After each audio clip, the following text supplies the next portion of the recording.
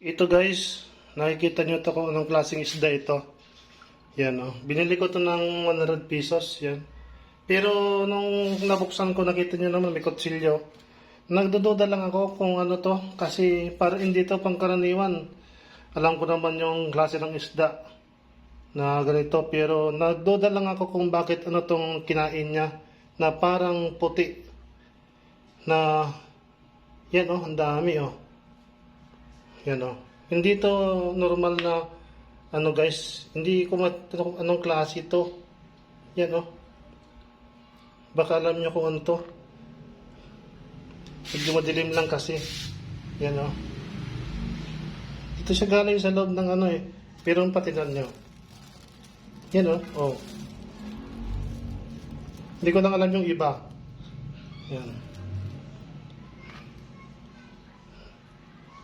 Parang mayroong pinakain sa kanila. Tapos sinuli. Pero ito pinana to eh. Yan o, may pana siya o. Ano. Tingnan natin guys yung iba kung mayroon din sila. Guys, yan na. Ito, may nakuha ko ng isa sa kanya. Ayan siya o, isa maliit. Pero marami siyang itlog. Ito naman, kakabukas ko pa lang itong isa ito. Mayroon na agad siya dito. Yan o. Yan.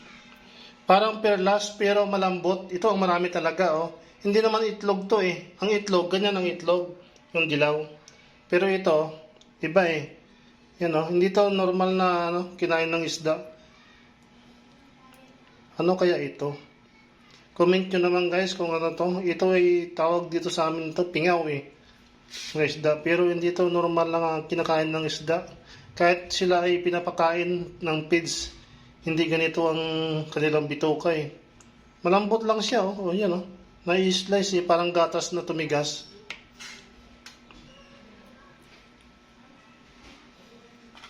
Yan oh.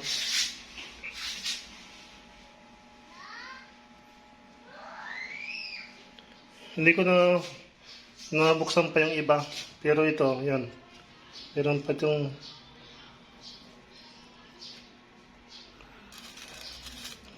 ito ng itlog. Yan. Naano din akong parang nagdadalawang isip ako guys na ulamin kasi hindi ko alam kung ano yan eh. Alam mo naman sa classic isda. Itong classic isda nito guys, pinana to eh. Yan, meron siyang ano. Hindi ito, nasa ano lang ito, nasa gilid-gilid lang ito makuha. Kung alaga ito, dapat ito, hindi to pinana. Diba? Kung alaga siya. You know? Ano to? Perlas? Perlas na malambot? Ba, kung sana matigas to, di iyaman na tayo. Kaso lang malambot eh. Yung perlas niya eh. Perlas pa talaga to. Malambot eh. Nahati eh. You know? Oh. Dami oh, dami din sa isa oh. Halos ano niya na oh, ito bituka niya oh.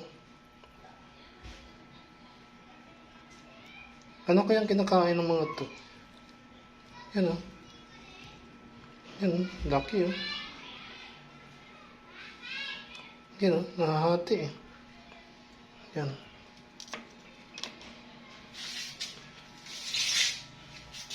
Yan guys. Isang daan lang nabili ko to. Sa palagay nyo guys, pwede na ba 100? Yan, nagyan ko ng talbos ng kamuti. Yan.